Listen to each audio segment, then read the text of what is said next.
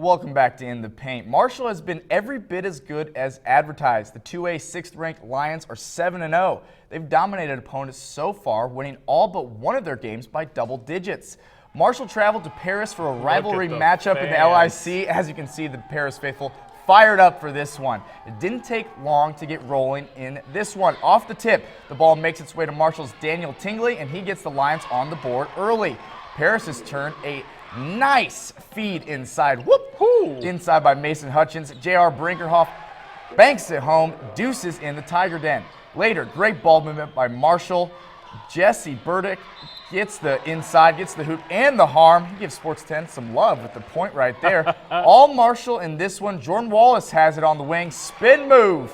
And the Lions, they get the best of the Tigers in this LIC cat fight. Did you get that, Marty? Marshall beats Paris 73-37. Tingley and Burdick had 15 for the Lions, while Wallace chipped in 13. Marshall improves to 8-0 on the season. Elsewhere in the LIC, KC Westfield put a 5-game winning streak on the line at Robinson Maroons early. Look at the big man with some nice moves. Jeffrey Gobble puts it up and in. Warriors turn. Will Hosselton, jab step. Give me the hot sauce, Marty. But it was Robinson's night tonight. How about this? Alley-oop, a nice midair adjustment by Rob Braden Childress, and he puts it in for two. The Maroons emerge victorious in this one. They win 61-44 tonight at home against KC Westfield. That snaps the Warriors' 5-game winning streak. The Sullivan girls were looking to stretch their winning streak to a season-high 3 straight and stay perfect in the WIC West Division. The Lady Arrows hosted North Putnam before the boys' game earlier tonight, second quarter. Great Arrows defense leads to a fast break lay-in from Gracie Shorter. Arrows in front at the half. Shorter would lead the way for Arrows with 27 points. Third quarter now. Brianna Perkinson pulls in the offensive board and puts it back in for her Arrows. Sullivan adding on to that lead.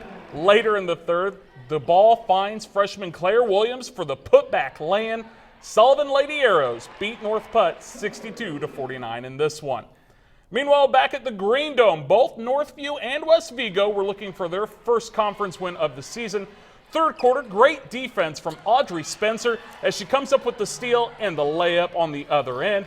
Knights up big in this one. Just a few minutes later for Northview, Aaliyah Owens with a corner three. Bang. Knights continue to pour it on. Seconds left in the third, though. Watch this great defense from Zoe Boatman, and she lays it in just before the horn sounds. Beautiful play there from the Viking. Left hand.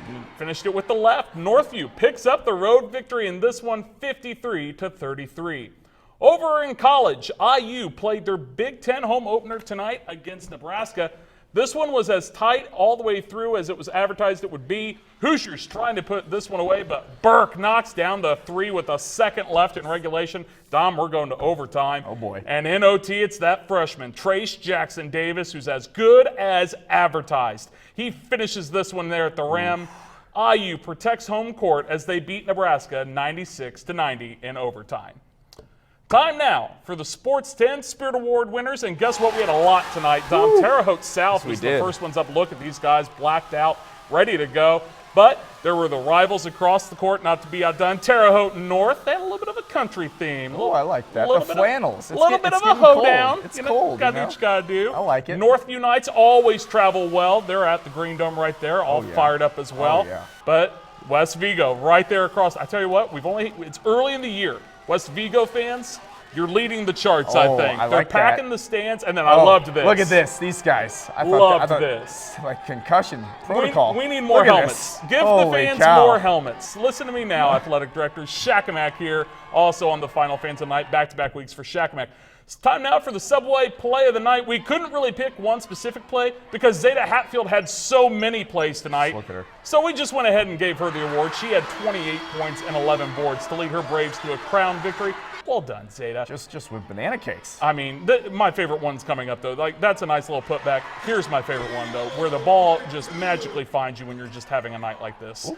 Gets it poked out of her hands, and it's right back. Yep, I'll take Incredible. that. Incredible. That check in the bank. Finally, here's a look at our Sports 10 top 5 fantasy stars of the night. We had a lot of people to get through. The first ones were fairly easy for us. Terre Haute South Zeta Hatfield, 28 points, 11 rebounds, like we just said.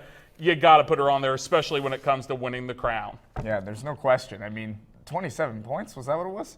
28 points. 28 points. 28 points and 11 Geez, rebounds. that's nice. That's good stuff right there. Sullivan's Gracie Shorter had 27 points in their win against North Putt. And you know what? Whenever you can show out like that in a conference game at home, big stuff. Anytime you can come out with a win in conference, it's huge. All games are going to be tough, and it's good to get those early ones for sure. Sticking with Sullivan, Kevin Palmer, I'm telling you.